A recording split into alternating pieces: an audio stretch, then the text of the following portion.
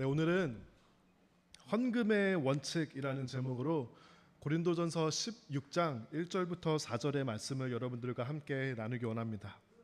얼마 전에 신앙생활을 함께 했던 사람을 몇 년 만에 우연한 기회에 만나게 되었습니다. 그래서 요즘은 신앙생활을 잘 하고 있는지, 교회 출석은 잘 하고 있는지 제가 물어보았는데요. 그 사람이 대답하는 것이 지금 교회는 나가고 있지 않고 가족이 모여서 함께 주일날 예배를 드린다고 그렇게 합니다. 그래도 가정에서 같이 가족이 모여서 예배를 드리는 모습을 상상하니까 뭔가 마음에 감동이 있어서 어떻게 예배를 드리는지 물어보기도 하고, 왜 교회에 더 이상 출석하고 있지 않는지, 코로나 이후로 이제 리듬을 놓쳤는지 그런 것들을 물어보았습니다. 그랬더니 돌아오는 대답이, 가족끼리 드리는 가정 예배는 솔직히 조금 어색하다. 그냥 성경을 한번 같이 읽고 그러고 마친다고 합니다. 그런데 교회를 나가지 않는 이유는 그 출석하던 교회에서 자꾸 돈을 밝히고 설교 때 헌금 이야기를 하고는 해서 마치 교회가 성도를 대상으로 비즈니스를 하고 있는 것 같다는 그런 불편한 마음이 들어서 더 이상 교회를 출석하고 있지 않다고 그렇게 말을 하더라고요. 제가 뭐 정확한 상황은 잘 모르겠으나 그 성도가 그렇게 느꼈을 이유는 분명히 있었을 것이라고 생각합니다. 교회와 성도가 많은 아픔을 경험하고 분열하게 되는 가장 큰 이유 중에 하나는 바로 헌금, 돈에 대한 이슈입니다. 오랫동안 은혜 가운데 참 건강하던 교회가 돈 문제로 나뉘고 갈등하고, 심지어는 콜트에 고소하는 일들도 꽤 자주 일어납니다. 교회의 불투명한 재정과 또 소수에 의해서 결정되고 집행되는 재정 때문에 상처받아서 조용히 실망하고 교회를 떠나는 사람들도 더러 있음을 소식을 통해 듣게 됩니다. 이런 모습들을 접해보면서 오랫동안 조금 생각하고 다짐한 것이 있습니다. 그것이 무엇이냐면요, 헌금에 대한 설교를 절대 하지 말자였습니다. 그 이유는 저는 성도의 삶에 있어서 헌금이 중요하지 않아서는 아닙니다. 왜 되도록 헌금에 대한 그런 이야기나 설교를 하지 말자라고 다짐을 했냐면, 바로 오해하는 사람들이 꼭 생기기 마련이기 때문입니다. 저는 아까 말씀드린 것처럼 성도의 영성에서 돈이 차지하는 위치가 굉장히 중요하다고 생각합니다. 김동호 목사님이 쓴 책 중에 아주 제목이 기가 막힌 책이 있습니다. 복음을 위한다면 지갑을 찢어라. 우리는 보통 뭐를 찢는다고 교회에서 얘기할 때 뭐 마음을 찢어라 이런 말은 많이 쓰죠. 근데 복음을 위한다면 지갑을 찢어라. 그래야 진짜다. 마음만 찢고 지갑을 찢지 않으면 그것은 진짜가 아닐 가능성이 높다. 이런 이제 아규멘트를 이 책을 통해서 김동호 목사님이 하고 있습니다. 구약 시대에는 다른 신들에게 절하는 모습이 우상 숭배였다면, 저는 이 시대의 가장 강력한 우상은 바로 돈이 아닐까 생각합니다. 그럼에도 불구하고 참 돈 얘기하기가 너무 어렵습니다. 목사로서 가장 힘들고 마음이 아픈 것은 예배를 통해, 설교를 통해 오해하고 또 마음의 어려움을 겪는 성도가 나타나는 것이 가장 안타깝고 가장 마음이 아픕니다. 그렇지만 오늘 본문이 헌금이 어떻게 컬렉트 돼야 되고 어떻게 사용되어야 되는지에 대해서 중요한 메시지가 있기 때문에 여러분들과 오늘 본문을 가지고 몇 가지 원칙을 나누었으면 좋겠습니다. 우리 1절과 2절을 다 같이 한번 읽어보겠습니다. 이제 성도들을 돕기 위한 헌금에 대해 말하고자 합니다. 내가 갈라디아의 여러 교회에게 지시한 대로 여러분도 그렇게 하십시오. 여러분은 매주 첫날 각자 할 수 있는 대로 자기 수입에 따라 얼마씩을 저축해 드십시오. 그리하여 내가 여러분에게 갈 때 헌금을 하느라고 마음 쓰는 일이 없게 하십시오. 오늘 먼저 저희가 살펴보기 원하는 것은 바울이 고린도 교회의 헌금을 요청한 목적입니다. 1절에 보시면요, 그 목적이 성도들을 돕기 위한 헌금이다 라고 그렇게 말을 하고 있습니다. 돕기 위한이라는 표현은 도움이 필요한, 필요가 있는 곳이 있다라는 것입니다. 헌금은 필요가 있는 곳으로 흘러가야 합니다. 물은 높은 곳에서 낮은 곳으로 흐릅니다. 그것이 아주 당연하고 자연스럽고 건강한 것입니다. 물이 흘러야 되는데 물이 흐르지 못하게, 높은 곳에서 낮은 곳으로 흐르지 못하게 중간에 물을 막아 놓으면은 물에게는 어떤 일이 일어날까요? 고인 물은 썩기 마련입니다. 물은 흘러야 건강합니다. 사람의 몸도 마찬가지입니다. 사람의 건강에 가장 중요한 것 중에 하나가 피가 잘 흐르는 것입니다. 그런데 혈관이 좀 피가 잘 흐르지 않고 혈관이 막히면 사람이 당연히 건강할 수가 없습니다. 우리가 피가 잘 흐르지 않고 몸에 너무나도 많은 영양분이나 이런 것들을 먹는 것을 쌓아놓은 것을 우리는 비만이라고 부릅니다. 몸에 쌓인 것은 운동을 해서 내보내야 하고요. 몸에 피가 잘 흐르게 해야 합니다. 저는 헌금도 같은 원리를 가지고 있다고 생각합니다. 필요가 있는 곳으로 흘려보내야 합니다. 흘려보내지 않고 모여있는 헌금은 썩기 마련입니다. 쌓여져 있는 헌금은 교회를 건강하게 하지 못합니다. 물론 저축을 하는 것은 지혜의 영역입니다. 여러분, 우리 성도들이 미래를 위해서 저축을 해야 할까요? 아니면 하나님께 모든 것을 맡기고 의지하고 믿음으로 저축 안 하고 살아야 할까요? 어떻게 생각하시나요? 저는 저축을 해야 한다고 생각합니다. 저축은 지혜의 영역입니다. 그런데 저축을 믿으면 안 됩니다. 그렇죠? 하나님을 믿고 하나님을 의지하되 우리가 지혜를 발휘해서 저축을 하는 것은 매우 중요한 일입니다. 가정에서도 이머전시 펀드로 비상사태에 대비해서 몇 개월 또는 한 1년에서 2년 정도의 이머전시 펀드를 저축해 놓는 것이 좋습니다. 여러분, 노후를 위해서 저축하고 준비하는 것이 믿음이 없는 일일까요? 네, 저는 그렇게 생각하지 않습니다. 노후를 위해서는 언제부터 준비하는 게 좋을까요? As soon as possible. 빨리 할수록 좋습니다. 그러나 필요한 것 이상으로 부를 쌓아놓을 경우 어떤 일이 일어나게 될까요? 제 개인적으로 아는 사람 중에는 그런 사람을 거의 만나보지 못했는데 가끔 이제 돈이 너무 많아서 필요 이상으로 돈을 가지고 있는 사람이 있습니다. 그렇죠? 뭐 살아가면서 평생의 필요와 자녀들의 필요까지 생각해서 그 액수가 얼마일까요? 좀 사람에 따라 다를 수 있지만 좀 많이 잡아서 예를 들어서 10 밀리언이라고 한번 가정을 해보겠습니다. 10 밀리언 정도면 아마도 여러분도 걱정 없고 자녀들도 걱정 없이 살 수 있을 정도의 돈이라고 생각합니다. 그런데 그 이상으로 세상에는 20 밀리언, 30 밀리언, 100 밀리언이 있는 사람들이 있습니다. 필요 이상으로 돈을 쌓아놓는 사람은 어떻게 하는 것이 건강한 것일까요? 유산을 담당하는, 유산을 잘 배분하는 일을 하는 변호사분의 이야기를 들으니까 돈을 자녀들이 쓸 것 필요 이상으로 쌓아놓고 유산을 그렇게 남겨두면은 거의 다 모든 케이스가 자녀들의 사이가 좋지 않다고 합니다. 그리고 그 자녀들이 열심히 땀 흘려서 일하는 법을 모르고 살 가능성이 높다고 합니다. 필요 이상으로 쌓아두는 것은 사실은 자녀를 위한 것도 아니고 가정을 위한 것도 아닌 것입니다. 교회도 저축을 할 수 있습니다. 그렇죠? 어떤 중요한 일이나 프로젝트나 또는 이머전시 펀드를 위해서 저축을 할 필요는 있습니다. 하지만 그 저축에는 반드시 목적이 있어야 하고요. 이 정도면 됐다. 이 정도면 필요가 채워졌다라는 것에 기준이 있어야 합니다. 그렇지 않고 무조건 쌓아놓는 것은 그리스도의 몸을 건강하게 하지 못합니다. 오늘 본문 2절에서는 바울이 자기의 수입에 따라 얼마씩 저축해 두어서 자신이 올 때 헌금하느라고 마음 쓰는 일이 없게 하라고 그렇게 말해두고 있습니다.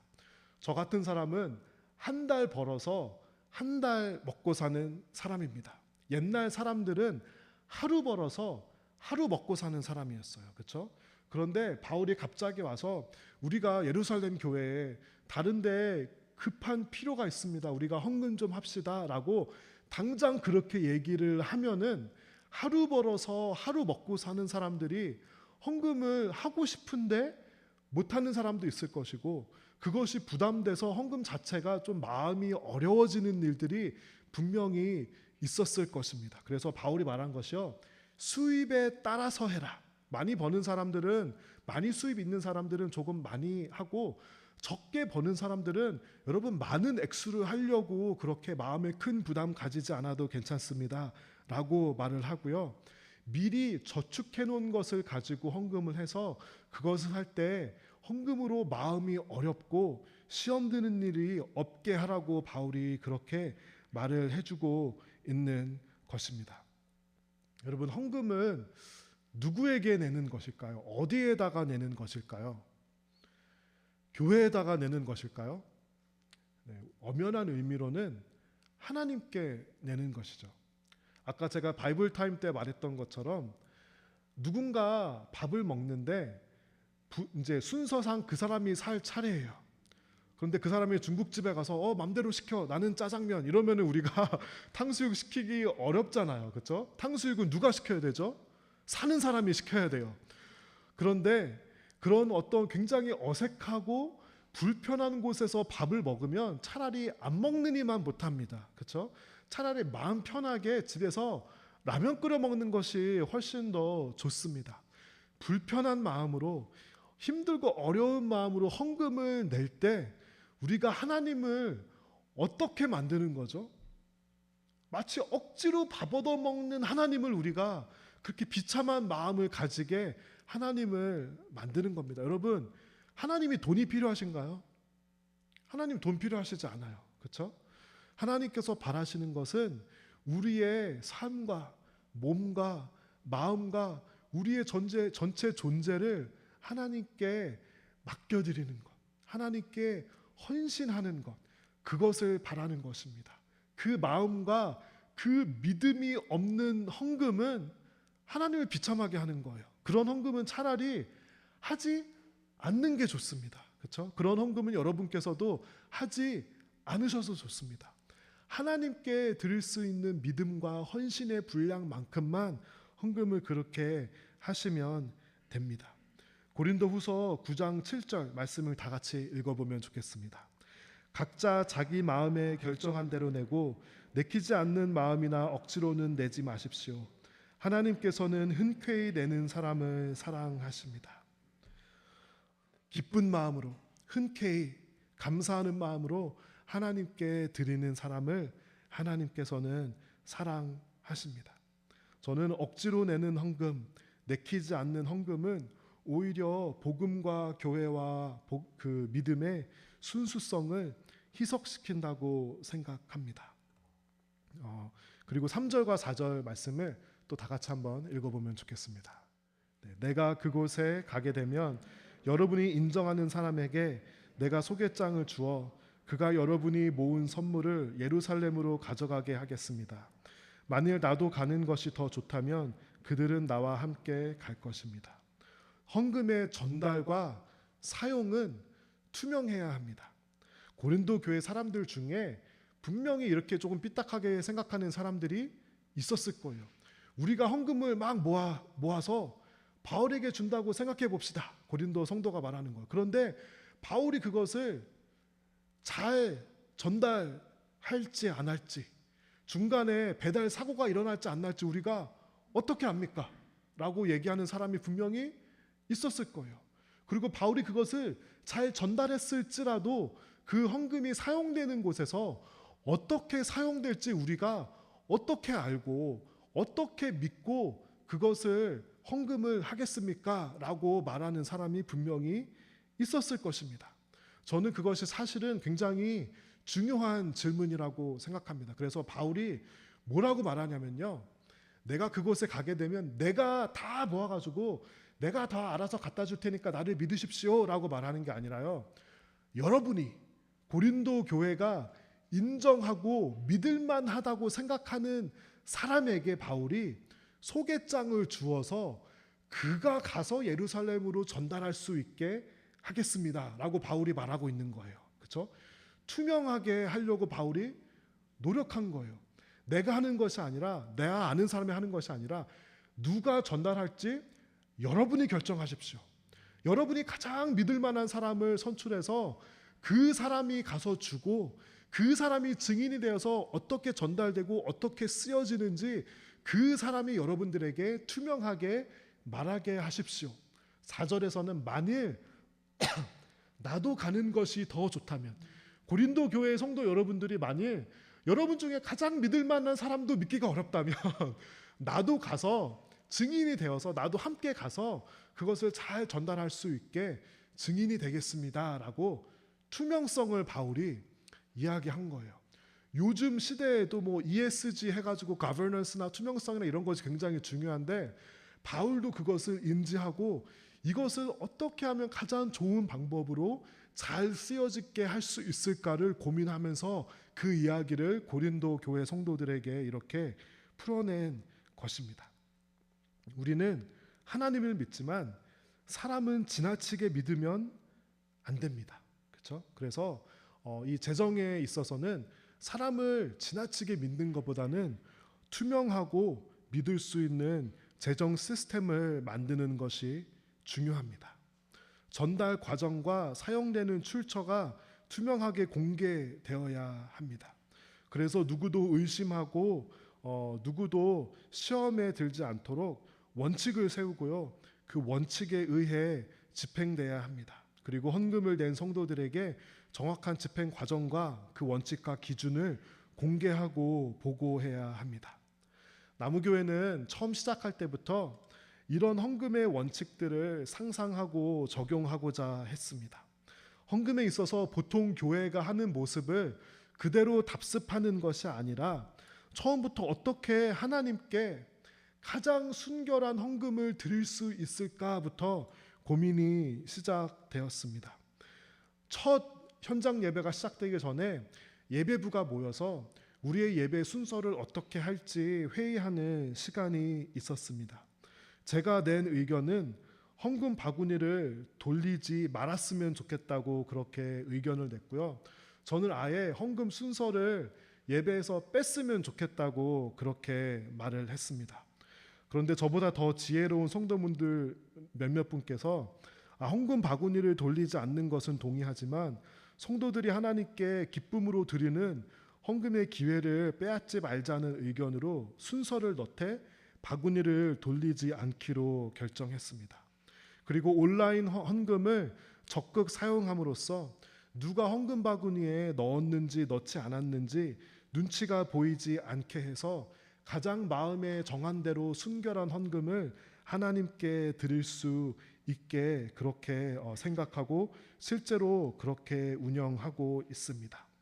또 보통 교회들은 보통 주일 헌금, 11조, 감사 헌금, 선교 헌금, 특별 헌금, 구제 헌금 등등등 굉장히 많은 헌금의 항목이 있습니다. 나무교회는 그 모든 것들을 없앴습니다. 하나님께 그냥 헌금을 드리면 된다고 생각했기 때문입니다.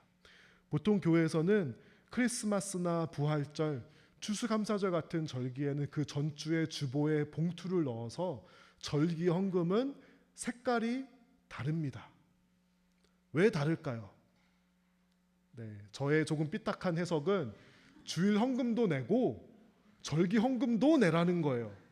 똑같은 색깔이면 이게 주일 헌금인지 절기 헌금인지 모르잖아요. 그래서 두 가지 색깔이 있는 봉투를 동시에 넣을 때 두 개 다 내야 한다는 은근한 압박감을 주고 사람들이 그게 눈에 보인다는 겁니다. 그렇죠? 11조 헌금의 봉투는 또 색깔이 다릅니다. 절기에는 봉투가 몇 개를 내야 되죠? 주일 헌금, 11조 헌금, 절기 헌금. 저는 이것이 모르겠습니다. 제가 너무 삐딱한 건지 모르겠지만 그냥 헌금을 하나님께 드리면 된다고 생각해서 이런 절기 헌금을 한 적도 없고요. 그런 색깔이 다른 헌금 봉투를 프린트한 적도 없습니다. 여러분, 교회들이 왜 이렇게 많은 헌금 항목을 만들고 뭐 절기 헌금, 감사 헌금, 뭐 성교 헌금 따로 하는지 아십니까? 왜 그런지 아세요? 물론 좋은 의미도 있겠지만 관행으로 굳어진 것은 그래야 헌금이 많이 거치기 때문입니다. 어떤 분들은 이렇게 생각하세요. 교회가 그런 것들을 헌금을 유도하려는 그런 것들을 하지 않고 성도들을 믿고 맡겼을 때 성도들이 감동해서 헌금을 오히려 더 많이 할 것이다. 나라면 그렇게 하겠다라고 말씀하시는 분들이 간혹 있습니다.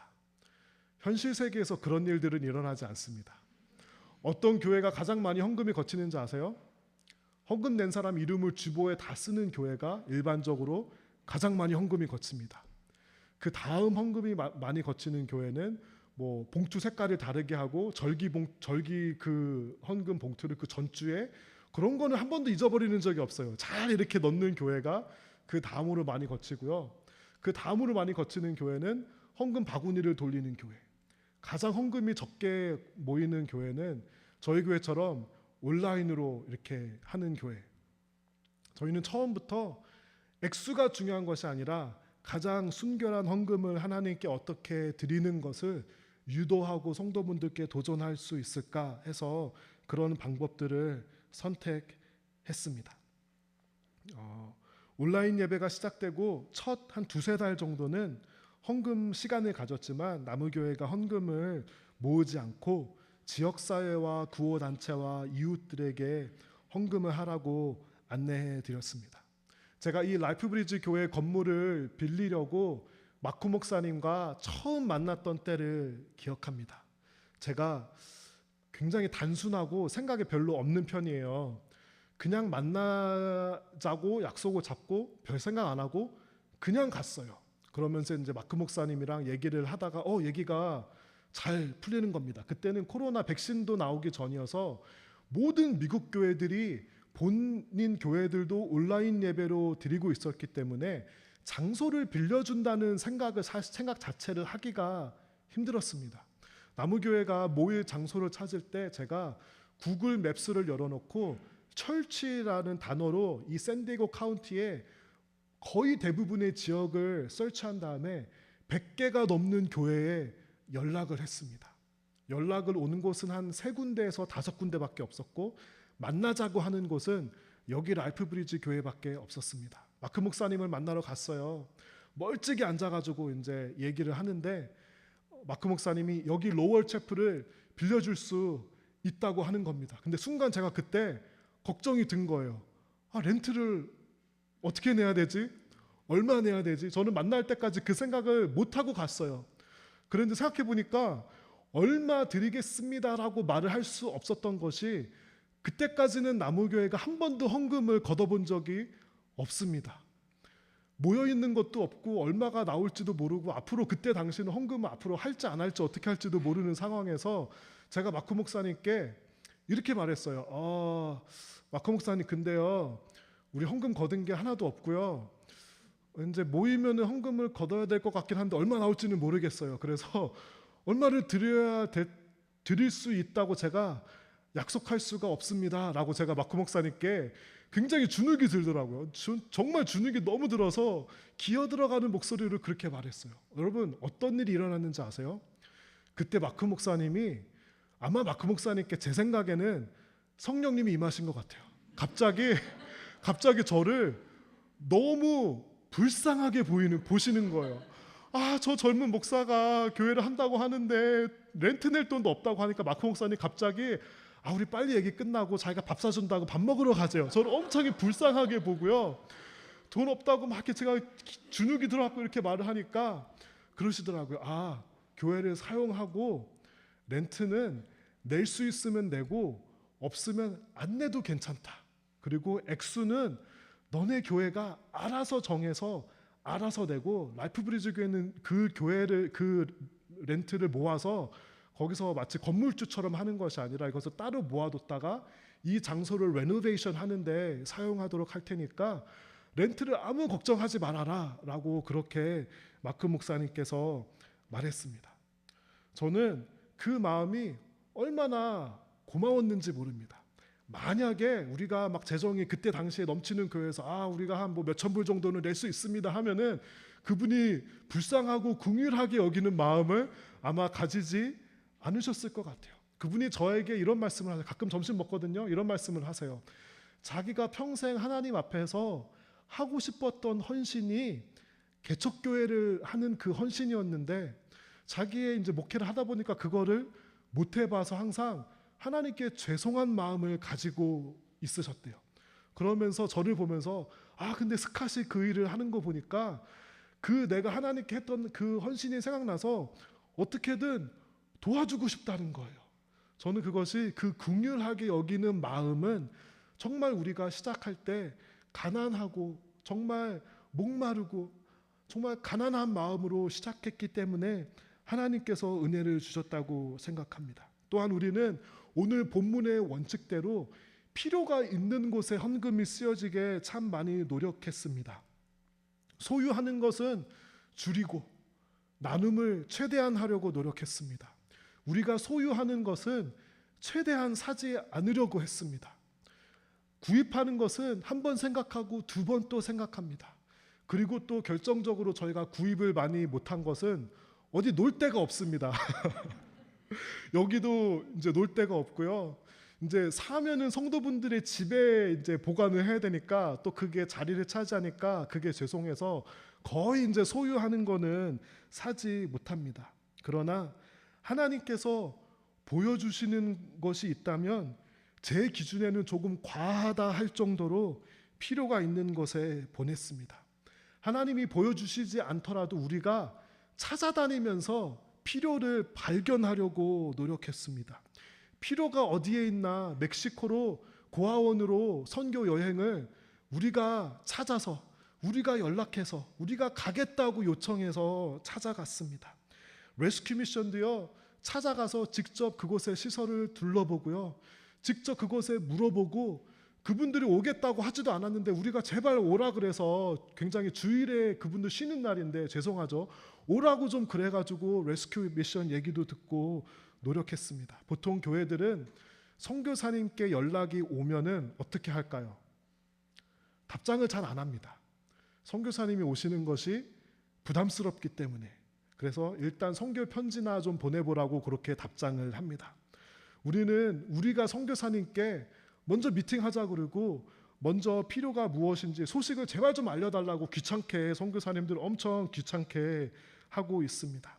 저는 교회가 성도에게 11조를 요청하기 전에 교회가 지역사회에 11조를 해야 한다고 생각했습니다.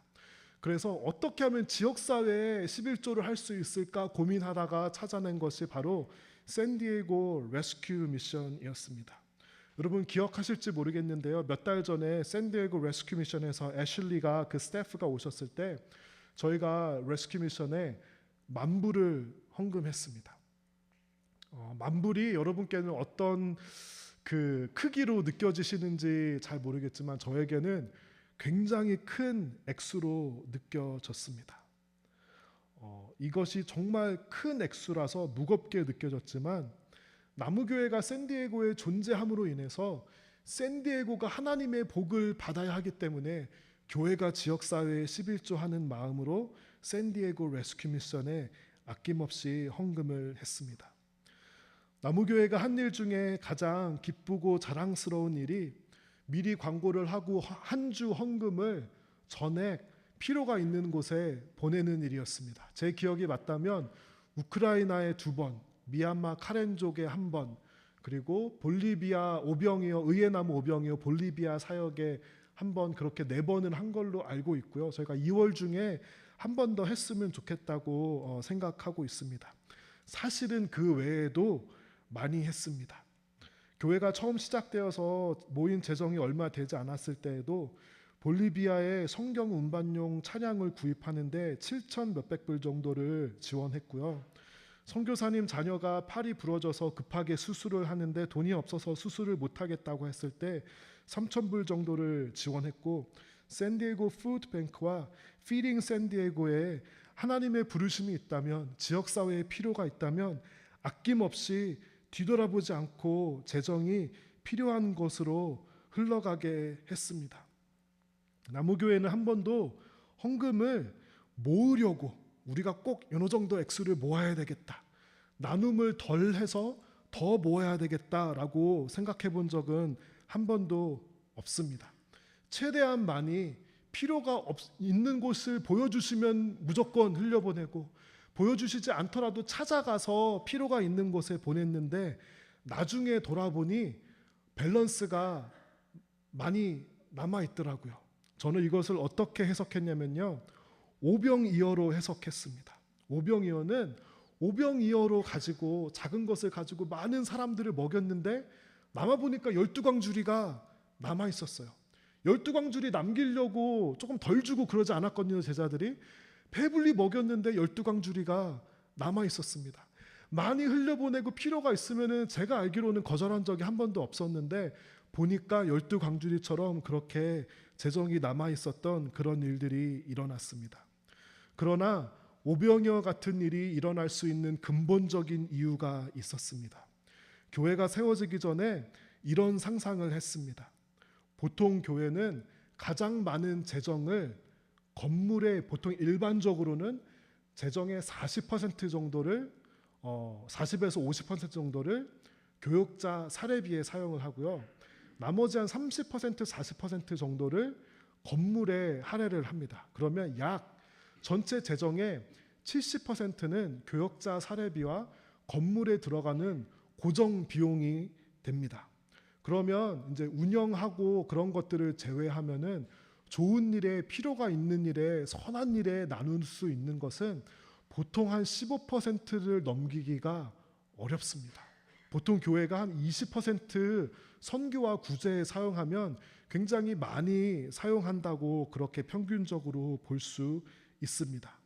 나무교회가 세워지기 전에 이런 상상을 했어요. 만약에 보통 교회가 70%의 재정을 드리는 건물과 목회자 사례비에 들어가는 비용을 줄일 수 있다면 우리는 어떤 일들을 할 수 있을까? 어떤 교회가 될 수 있을까? 그런 재정 구조를 가진 것이 가능할까? 이것이 하나님께서 원하시는 일일까? 아닐까? 그래서 그것을 도전하고 시험해 보기로 했습니다. 물론 교회의 특성상 건물이 필요한 교회가 저는 있다고 생각하고요. 많은 교역자가 있는 교회가 있을 수 있다고 생각합니다. 나무교회가 처음 시작될 때 나무교회 존립에 대해서 굉장히 걱정해 주시는 외부에 계신 분들이 있었습니다. 그분들께서 하신 말씀은 나중에 전해 들었습니다. 나무교회가 교회가 되려면 최대한 윤강용 목사가 그 직장 다니면서 받는 월급은 보존해 줘야 될 텐데 제 월급을 정확하게 그때 당시에 알고 계시더라고요. 적어도 한 10만 불 정도는 줘야 될 텐데 그거를 개척교회가 어떻게 감당하려고 그러나, 이제 그런 걱정 아닌 걱정을 하는 목소리들을 들었습니다. 그러나 저는 그거에 대한 어썸션은 제가 직장을 그만두고 목회에 전념할 것이라는 어썸션이었는데요. 저는 그때 당시에는 그럴 마음이 전혀 없었습니다. 앞으로는 어떻게 될지 모르겠지만 지금도 그럴 생각이 없습니다.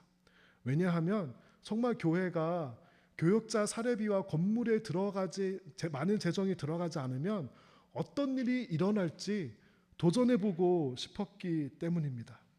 저는 굉장히 또 민감한 주제인 목회자의 사례에 대해서 이렇게 생각합니다. 저는 좀 파격적으로 생각해요. 만약에 실력과 경력과 전문성을 가진 교역자를 우리가 하이어하고 전임 교역자, 풀타임 교역자가 되게 한다면 저는 그분들의 전문성과 경력을 인정해주고 성도들의 평균 연봉에 달하는 그런 페이를 드려야 한다고 저는 생각합니다.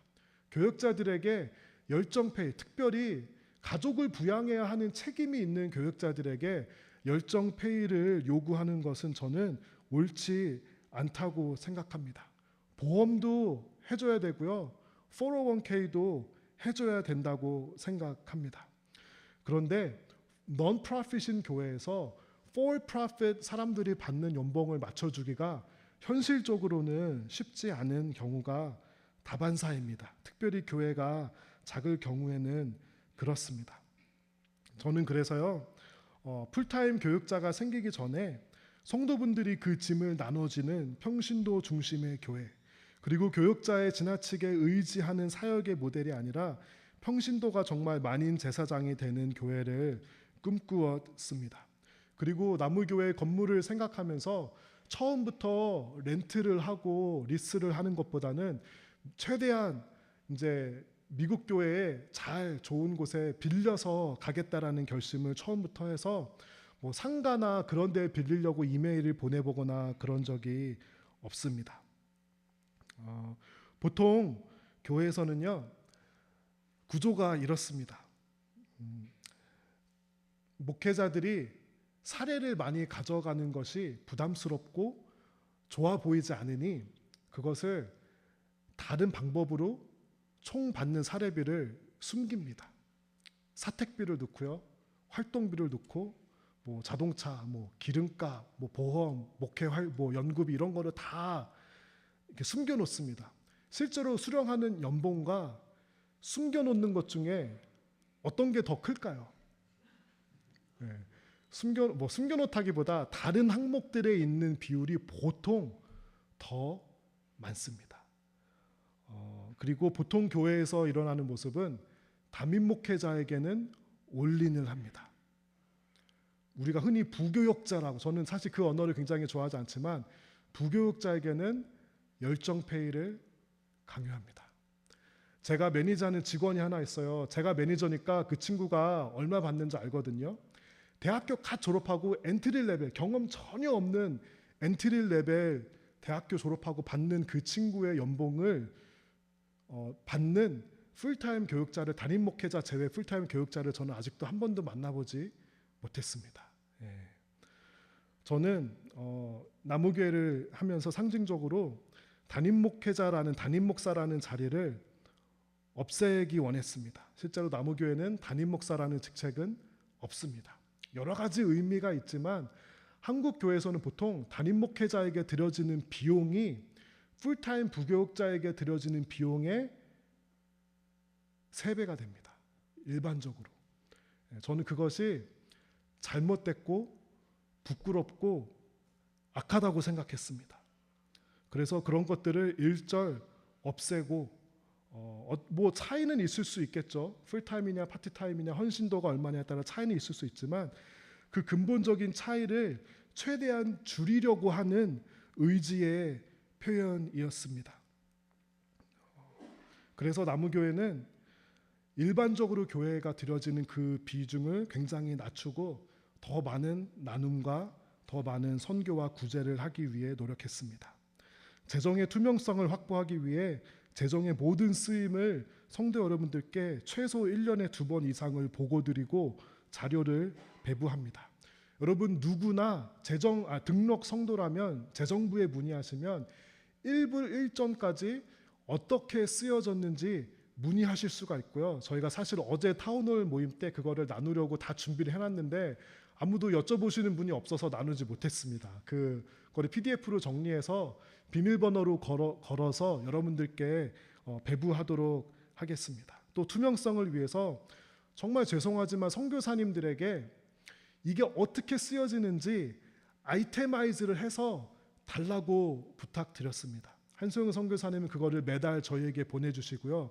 이경승 선교사님은 그 GP라는 단체에서 그 일을 대신 해주고 있는 걸로 알고 있어서 그 단체의 보고서를 이제 받으려고 하고 있는데 솔직히 말하면 아직 받지는 못했습니다.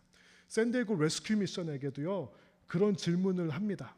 프로그램을 하는데 한 명당 얼마가 들며 레스큐 미션의 프로그램을 마치면은 성공적으로 재활하는 사람의 비중이 얼마나 되고 숏텀과 롱텀 릴랩스 레이시이 얼마나 되는지 자료를 요청합니다. 성도 여러분들의 귀한 헌금이 쓰여지는 거기 때문에 최대한 듀 딜리전스를 하려는 노력입니다. 이렇게 많이 노력하지만 부족한 점이 분명히 있습니다. 재정은 믿음이 아니라 투명한 시스템을 만들어야 하는데 그런 시스템을 만드는 것은 아직도 약간 부족한 면이 있어서 저희가 지난번에 감사를 요청했는데 아무도 여러분께서 발런티어를 해주시지 않아서 감사를 할 수가 없었습니다. 그리고 저는 교육자에게 들어가는 사례비가 무조건 나쁘다고는 생각하지 않습니다. 그러나 그분의 상황과 사역과 특히 풀타임인 경우는 그 가족을 잘 배려해야 한다고 생각합니다. 저는 교육부 교육자는 좀 더 많으면 좋지 않을까 생각합니다. 또 나무교회는 풀타임 교육자가 없기 때문에 굉장히 슬로우합니다. 그렇죠? 한 주 걸릴 게 2주 걸리고 한 달 걸릴 게 2달이 걸립니다. 그것은 교육자에게 많은 사례비를 지급하지 않기 때문에 평신도 여러분들에게 그것을 많이 맡겼기 때문입니다. 제가 준비한 내용이 많은데 시간이 많이 가서 제가 한 가지 말씀만 드리고 마치도록 할게요. 이런 노력에도 불구하고 저는 최근에 굉장히 부끄러운 마음이 들었던 경험이 있었습니다. 저는 사실 교회 밸런스가 얼마 있는지 잘 알지 못하는데 운영위원회 모임을 하면 재정부에서 가끔 업데이트를 해주십니다. 지난 운영위원회 모임 때 업데이트를 해주셔서 이제 들어서 알고 있었는데 제가 김동훈 목사님의 페이스북을 보다가 캄보디아 당까오라는 쓰레기 섬 마을이 있다고 합니다. 사진을 좀 보여주시겠습니까? 저 쓰레기를 쌓아놓는 곳에 사람들이 사는 거예요. 다음 슬라이드 보여주시겠어요? 하나 더 보여주시면요. 여기 보면은 사람들이 쓰레기에서 주로 빈병을 주워서 그것을 이제 리사이클해서 그것으로 수익을 얻는다고 합니다. 한 가족이 어른들과 아이들까지 한 가족이 하루 종일 쓰레기 더미 안에서 빈병을 골라내서 얻는 수입이 여러분 얼마인지 아시나요? 5불이라고 합니다. 한 명이 5불이 아니라 온 가족이 하루 종일 해서 얻는 수입. 아이들이 쓰레기를 안 줍고 학교를 가게 되면 수입이 반으로 줄어드는 거예요. 하루에 2.5불로. 아이들을 학교에 보낼 수 있을까요? 없을까요? 보낼 수 없겠죠. 그런데 여기에 한인 선교사님 같아요. 부부가 들어가서 쓰레기 마을에 들어가서 학교를 만드셨다고 합니다. 아이들을 교육시키려고. 그런데 아이들을 학교를 데리고 오려면 그 수입을 가정들에게 보존을 해줘야 되잖아요. 그것도 해주는 걸로 저는 그렇게 이제 알고 있고 학교에서 아이들에게 급식을 하기 시작했답니다. 아이들이 워낙 못 먹으니까 영양 상태가 안 좋고 쓰레기 더미에 있으면 얼마나 병에 많이 걸리겠어요. 아이들에게 급식을 해주는데 정말 선교사님 부부가 사비를 들여서 어느 것보다 좋은 급식을 아이들에게 해주고 있다고 합니다. 김동훈 목사님이 페이스북에서 그런 꿈을 꾸신다고 합니다. 아이들에게 교복도 입히고 신발도 사주고 공부 열심히 하려는 아이들이 있으면은 시내로 보내서 유학도 시키고. 여러분 제가 이제 이런 말을 하면 여기를 선교합시다라고 그렇게 오해하시는 분이 있는데 여러분 절대 그런 게 아닙니다. 예, 그러자고 하는 말이 아니라 이런 필요가 있는 곳들이 있습니다. 많습니다. 우리가 가까이 있는 멕시코에도 쓰레기 마을이 있다고 들었어요. 그런데 어떻게 접근할 수 있을지, 가서 무엇을 할 수 있을지 엄두가 안 나서 그 이야기만 듣고 사실은 더 이상 액션을 하지 못했지만 우리 국경 가까운 멕시코에도 쓰레기 마을이 있다고 합니다. 필요가 있는 곳이 있는데 교회의 재정이 계속 쌓아지고 있는 그 모습을 보면서 하나님께서는 어떤 마음을 가지고 계실까요? 저 쓰레기 마을에 가면 정말 악취가 나겠죠. 그렇죠? 그러나 하나님이 보시기에 그곳은 정말 선교사님이 들어가서 헌신하고 저 쓰레기 마을에 하나님의 나라가 일어나고 있는 겁니다. 그런데 많은 교회들은 재정을 아무 계획과 목적과 원칙 없이 쌓아두기만 할 때 하나님께서는 그 쌓아놓은 것을 어떻게 보실까요? 나무교회는 최대한 많이 필요가 있는 것에 보내려고 노력했지만 그럼에도 쌓인 것이 있습니다. 저는 그것을 어떻게 하자 말자 제가 여러분께 말씀드리는 게 아니라 조금 부끄럽다는 그런 마음과 생각이 들었습니다. 가정은 저축해야 됩니다. 애들 대학교도 보내야 되고요. 몸이 아플 수도 있고요. 직장을 레이오프 될 수 있으니까 저축해야 됩니다. 교회는 몸이 아프지 않습니다. 교회는 노후 걱정을 하지 않아도 괜찮습니다. 교회는 대학교를 안 가도 됩니다. 가정을 위해서 여러분 열심히 저축하셔야 돼요. 그렇지만 교회는 원칙을 세우고 기준을 세우고 어느 정도까지는 무엇을 위해서 저축할 수 있지만 무한정 쌓아놓는 것은 저는 그것이 옳지 않다고 생각합니다.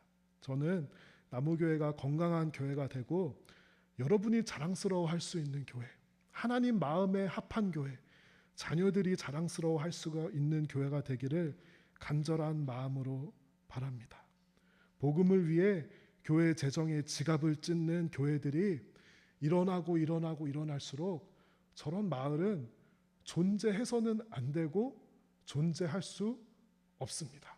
부끄러운 것입니다. 저런 마을이 존재하는 것은 교회가 쌓아두고 있기 때문이 아닐까 생각합니다. 여러분, 복음을 위해 우리가 교회 재정을 하나님께 온전히 드리는 그런 나무교회가 더 될 수 있기를 바라고 기도합니다. 우리 다 함께 일어나서 찬양하고 또 기도하는 시간 가지겠습니다.